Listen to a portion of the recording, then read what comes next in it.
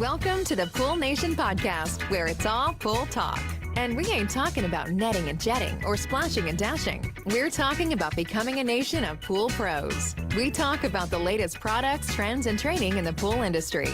Now let's welcome your host, with over a decade of industry insider experience and still the reigning champion of Marco Polo, Edgar De Jesus, and his co-host, John J.J. Flawless, the fastest netter in the West, and Zach the Pool Boy Nicholas.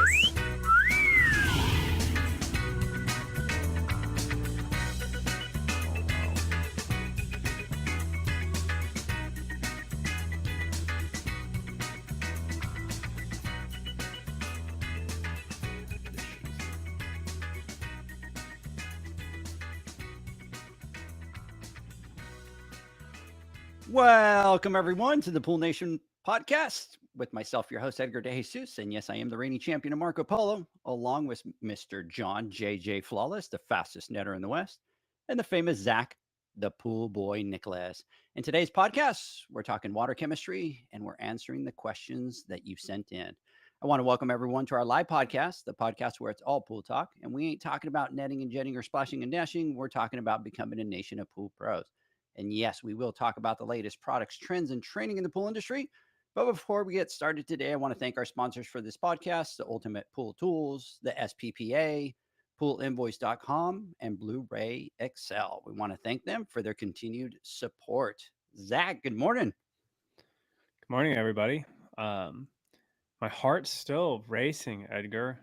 I can't seem to calm it down after that panic you put me into earlier today. Little April Fools just to kind of get the day going. Yeah, all my guys, one of them, I was telling you, he came in, he's like, oh, I was going to call you and tell you I got another job I had to take today. And everyone just thought that was the funniest thing ever. So happy Fool's Day. Happy April Fool's Day to everyone out there. And don't get got by someone. Yeah, I tried to pull one on John, but he called me out like really quick. He just kind of, nailed me and was like dropping bombs on me. So anyways, John, good morning. Good morning. Today's been quite the cluster, you know what? So I'm a little out of it today, but rock and roll. Let's go. Are we ready to go? That's it. That's your intro for today. We're ready to go. That's it. I'm still collecting my thoughts right now because it's been one hell of a morning, guys. I had to rush out and do a couple things today before the podcast. We are running a little bit late today, and that is because of me. So my apologies to everybody out there, but duty called, and I had to go take care of a couple things before we started the podcast. Just got home and set up, and I'm in a different spot than I usually am, and I'm a creature of habit, so I don't like when shit gets changed up on me, and I expect things a certain way, and I'm just a creature of habit, and I hate surprises. And when you throw a curveball at me, not that I don't know how to hit it or handle it, but it irritates the shit out of me. And I had a couple curveballs thrown at me today, and I'm just getting over it, and here I am. Yeah, but I tried to throw you a curveball and you just figured it out like very quickly. Like, guys, I pretended on our check the mics and all that. I pretended that my son's school called and he had broken an arm, and Zach's over there grinning from ear to ear, and John's like listening. And as soon as I finished my last word, he's like, "Oh, shut the F up, dude. April Fools. Like, you think I'm that stupid?" So I'm like, damn, I didn't even, it wasn't like a 3-second pause. It's like John was sitting there like listening and waiting for me to be quiet. And as soon as I went quiet, he's just like, shut up. Yeah. So Mama didn't raise no fool over here. So I couldn't pull one out there. Janie over here is Janie's over here is LOL. I booted him out to the other room, so you got kicked out. Not cupcaking with Mama today. I'm actually a little irritated with her. So. Oh no! Yeah. Let's not do that. That's 2 of you now in 1 week. Booted. So what happened with Leslie, Zach? Her April Fool's thing that she used to do was the water sprayer gun on the sink. She always rubber band that thing. So when I walk up to the sink and turn it on, it just blasts me. Oh, She did that year after year, and I never learned. And she didn't you pull get it this year? No. Well, I don't know yet. I haven't turned the sink on at home, so We get a message later, John. Damn it, she did it again. So John, what did you do this morning that you were out? Did you vacation rental, Airbnb? What was the yeah. Well, I got an unexpected call that a lot of the properties, a lot of the homes that we take care of are second, third homes, and they live out of town, or they live in LA, or they live in Canada. Just snowbirds usually, or Orange County, wherever they live. But they don't come to their homes very often, and when they do, I always part of our I always let them know we have a relationship. Say, hey, look, we're there once a week, and it gets windy as hell all the time. So if you need, when you guys come down, and you come down once or twice a year, I want to make sure your pool's perfect, right? If we serviced it on a Monday and you're coming down on a Friday, and we've had winds every single day for the last, seems like, 4 weeks. So they just said, hey, John, we're coming down, da da da da da. We'll be there with a couple families enjoying. Just want to give you the heads up.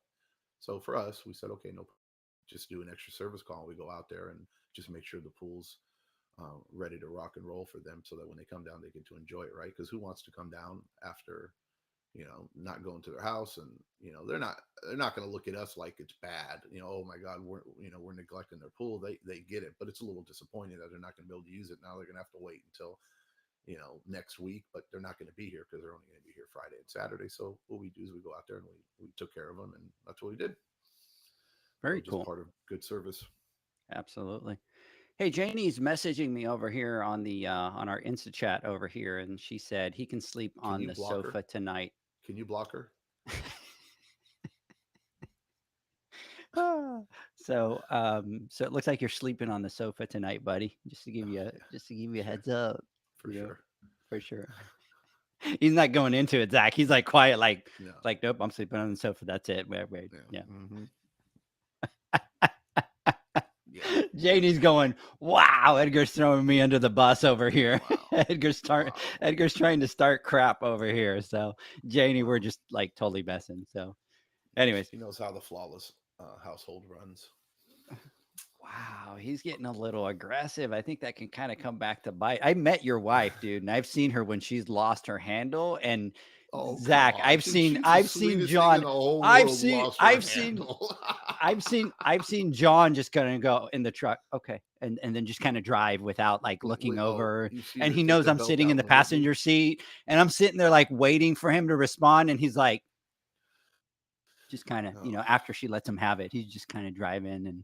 And then he's bust out the cigarette, and he needs to have a little cigarette to kind of calm down. So don't think that you're going to come in here and say that you run the flawless household, fool, because we know that is not the case. Yeah, exactly. I've seen it personally.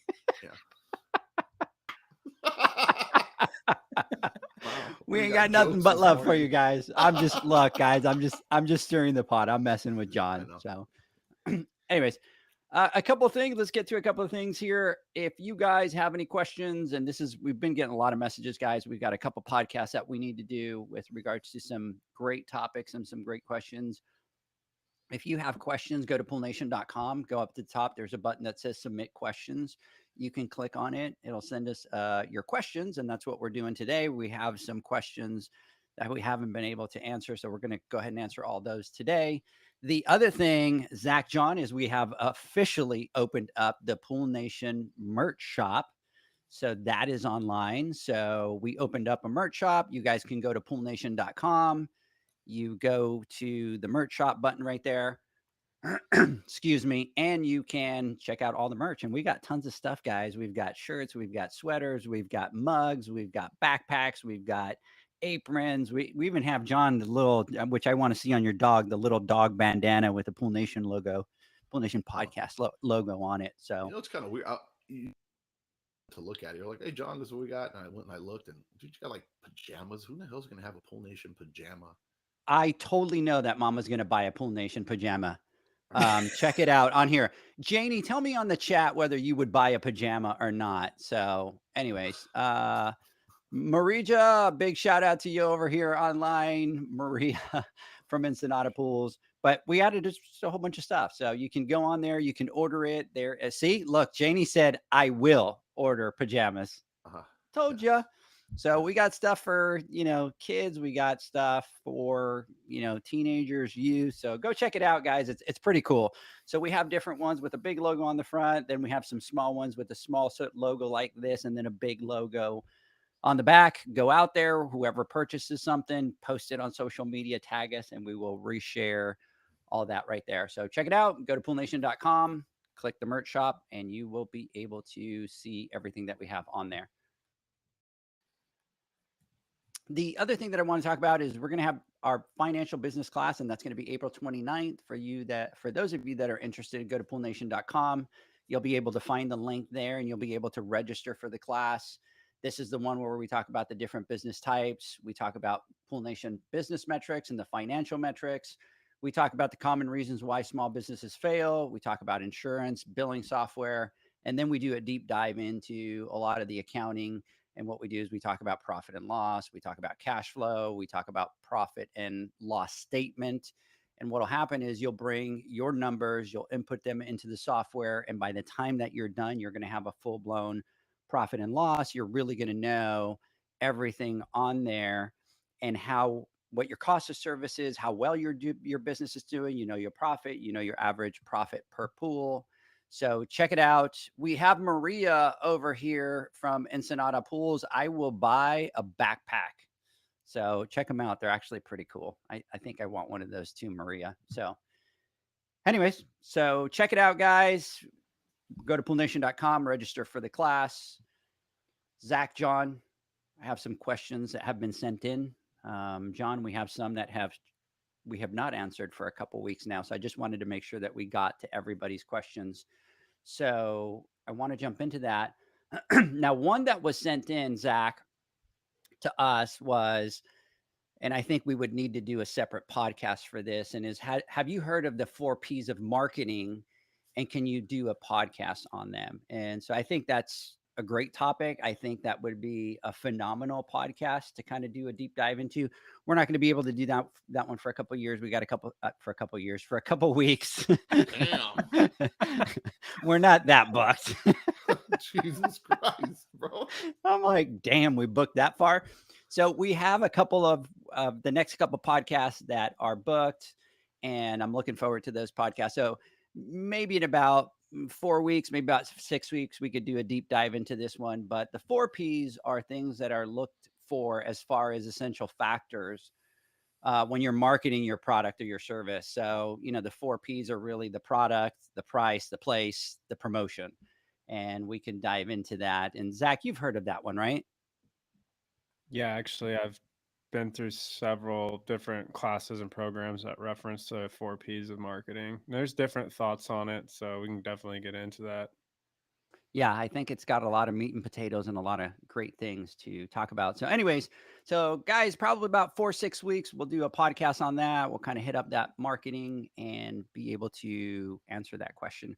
We do have one more that Jeanette Horn sent, and that was a good one. John, that's going to be a good one when it comes to getting you to talk about a lot of those topics on there. So that one will come out soon. Jeanette will talk about those. So, all right, guys, Zach, John, let's start this bad boy. Let's get it. You guys ready? I'm ready. My face hurts already. All making me laugh and stuff. Yeah, I'm not gonna be able to talk talk much stop today. Stop muting your mic, Zach. You want to just... I like to hear your reactions. You have to watch them. Yeah, well, I do watch them, and that's the only thing that's keeping me sane. Otherwise, I'm feeling like I'm the punchlines aren't landing. Hey, and everybody's John, listening, going like, "Dude, this guy's making a joke, or he's saying something, and nobody's laughing. Everybody's quiet. Everybody's quiet, right? Like what a moron." Meanwhile, I'm over here just dying. Yeah, while you're sitting there laughing. I need it for my self-confidence. Some people need words of encouragement. Some people need pats on the back. John just needs to hear you laugh. That's all. Yep. That's how you make. That's how you make Yep. his day.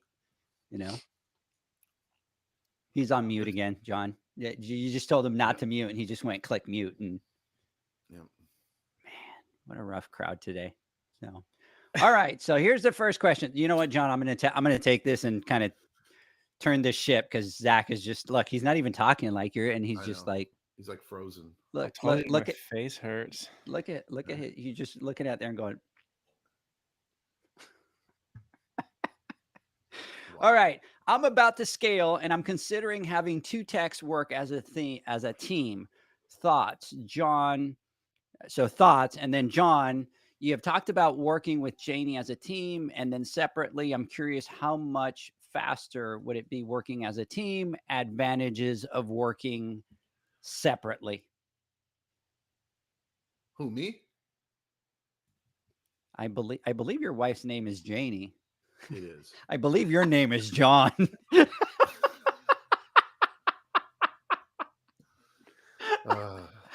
You can't, guys. You can't throw John for a loop here because now today he's like Yeah. Janie was saying, deer in a headlight over here. What did you? So we've So- talked working with Janie as a team, and then separately. So he's looking to scale, and the Mhm. question is, he's thinking about having two techs work together. Oh, and the one we since talked you've about on talked- Instagram Live. We Yeah, talked about since this you've question. talked, Okay. right? Since you talked about working with Janie as a team, and then separately, he's curious how much faster was working as a team and the advantages of working separately. So kind of obviously Sure. working as a team, and then Okay, is okay, it okay, I got it, better? got it, got it, got it, got it, got it, got it. Stop. Got it? I got it. So and got it. and by the way, John, Yeah. I got it. I got it. I got it. I got it. It you clicked. got it. You got it. All right, let's do it. So, when we're talking in specifically me and Janie, how I liked it, I loved it. Did we work faster? Probably not, because I got to sit there and say, okay, go do this, go do that, go do this, go do that, and it made my job a lot easier. So I'm just kidding. That's not funny. See, Zach, you got to unmute, bro. I'm throwing out jokes here, and I need am you to laugh. Huh? He is struggling with that thing right there, man. You better I need you to- I better need step you it to up, laugh. Zach. He needs you today, baby. He's like, I need you, brother. Okay. No, But I also look, didn't know if you were serious or not, so I was trying not to like. I am a little serious. There's a little bit of joke, a little bit. When somebody says something, go, oh, I'm just messing, right? There's always a little bit of truth in it. But as far as like working together as a team, I think if there's chemistry between the two people that are working, it's a definite plus. But you have to be very careful when you're doing it because it becomes expensive, right? Having two technicians work a pool, now your cost per pool definitely goes up. But hopefully, if they work well together, then you're able to accomplish more pools per day. You won't necessarily be able to do twice as many pools, but I truly believe that you should be able to nail probably about 60% more pools. So at the end of the day, it can be very cost effective. And I personally think, and a lot of people might disagree, or other business owners might disagree, and they have their reasoning, and those reasons have merit, and I understand it. But the problem we reach as business owners, or when we have employees, is how do you? Every new employee that starts, there's always I call it the honeymoon period, and you'll always have that honeymoon period with anybody that first starts with your company. They're motivated, they want to prove themselves, they want to show they're doing well, and they want to, of course, something happens at some point where that fire doesn't necessarily burn as hot as it did when they first started. Okay. And it's human nature to do as little as possible and still get away with it, or still achieve the same result. Harder, right? That is the mentality. Have an employee out there, there's a lot of trust that you have to have with them, because they're not working at the shop where they're being directly supervised and they're being watched. They have a sense of where they get to pick and choose what they want to do, when they want to do it, and how much of they do. I can't tell you how many times I drive It's an ongoing joke that I have with Janie. I drive through communities and I see pool companies pull up to a stop, just sit there, pull up to a stop, sit there, lean their seat back, and then relax. And I'll go off and I'll do something, or I'll come back 10 minutes later and they're still in the truck. And then we'll drive by, come back, and they're still in the truck. And then they might walk out or they'll immediately leave. And I don't know if they're on break or I don't know if they're doing, but chances are a lot of the bigger companies, they have GPS tracking. They go somewhere and when they stop, and then they're able to say, hey, look, I've been there for, oh yeah, so and so was there for 15 minutes or 20 minutes on this day. They sent the email or they did this or whatever. I'm not saying that every employee is going to do that, but chances are the majority of them eventually they're going to not be as dedicated as they were prior when they first started. So having somebody that works with them helps create accountability. And it also breaks up the minutia and the bullshit, right? And just the redundancy and the day-to-day thing of, oh my God, I'm doing this all by myself. Or nothing's worse than walking to a backyard and seeing a pool just trashed and knowing you have to, oh my God, I'm going to be here for God knows how long, or how nice would it be if somebody was, right? Or if somebody would be doing this, or someone's brushing the tile while I'm doing that, or brushing the walls. I personally believe if you can afford to have two technicians working an account or in a truck together, and you have your pools priced accordingly, I believe that your productivity overall will be much higher than it would be on average, because you will have those superstar employees, but on average, your productivity will be much higher. And that's just my personal opinion. What about you, Zach?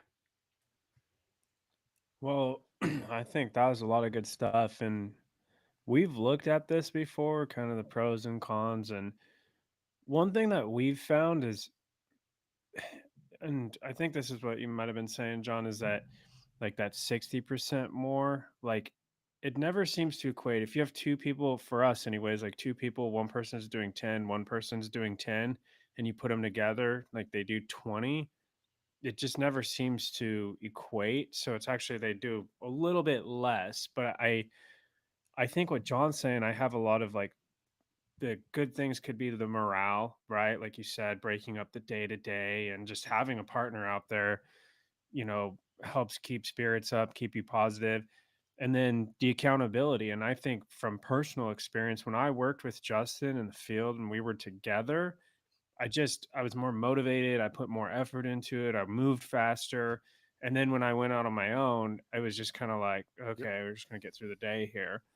Um, I've also looked at it for like a training tactic, because we're kind of stuck in this mode of like, we've got to get people through, get them trained, get them onboarded, and get them on their own. But really, it takes a lot longer to learn this stuff than we really put into, kind of get them up to speed, put people out there, and it's like, okay, you're going to keep learning. So it could be a training tactic to have them ride together longer and just really get that stuff ingrained in them. And I rode with Justin for years together before I actually went out on my own. So, we've looked at it both ways. We found that right now it's not really a good fit. But maybe someday we'll come up with like a hybrid model. Let me Maybe ask you there's, something. yeah. Have you tried it yet? So not intentionally, but when we're training or we have certain situations where we put two people in a truck, maybe like a retraining or something like that, it just seems to kind of slow us down for the moment, and we Well, just can't yeah, afford to training slow for down. sure. Yeah, I would imagine training because they have to stop and it's always you have to explain what you're doing, why you're doing it, and go through all the steps. But having two technicians, I challenge you, take two good technicians that understand how to do pulls and throw them out there and just as See like a what little happens. tester and see what happens, because it, it's hard to say it'll fit your model yet because you haven't really tried it, Yeah. and I think it'll, if you have two people out there and they have tasks, one person does baskets, one person does this one, they'll come up with their rhythm of how it, and there won't be that, oh, let's sit in the truck and wait 5 minutes before we go out there, you know what I mean, or let's go back and forth, or you eliminate multiple truck, I'll have to go back to the truck to get this, You know, you have 4 hands now that are able to grab things and pull things out.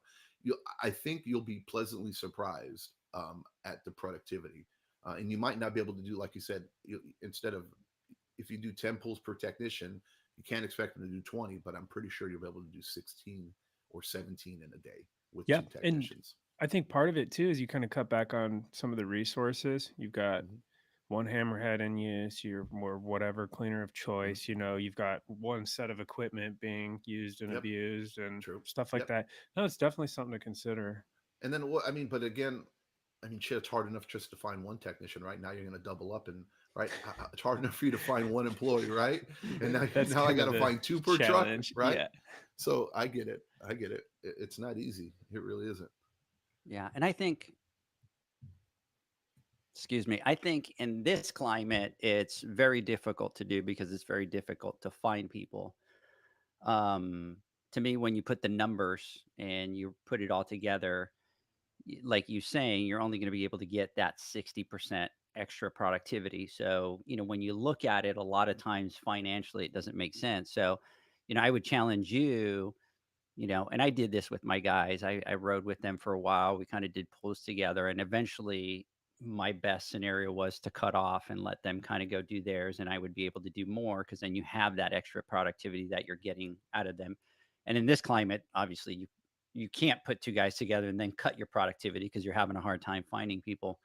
But, you know, what I would do is, you know, sit down, put the numbers together, figure out what you're charging. If you're charging a high enough rate and you can put 2 people together, and then what you have left over and what your profit for that pool is, you're happy with and that's okay with, then that's definitely the way to go. You know, you just need to see if it fits in your model. And like John was saying, you know, it's hard enough for, you know, the cost of 1 employee, but then to have 2. But if, you know, you say, this is the way I'm going to do it, do the math, put your expenses together, put those 2 wages together, and then figure out how much you have to charge for that pool.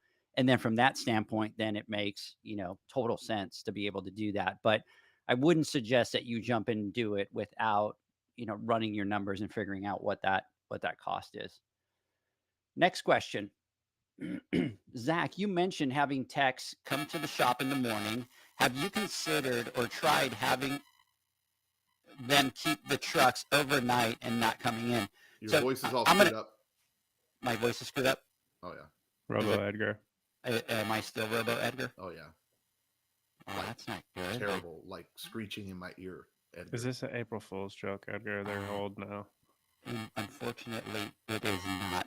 So is it still screwed up? Oh, yeah. Yeah.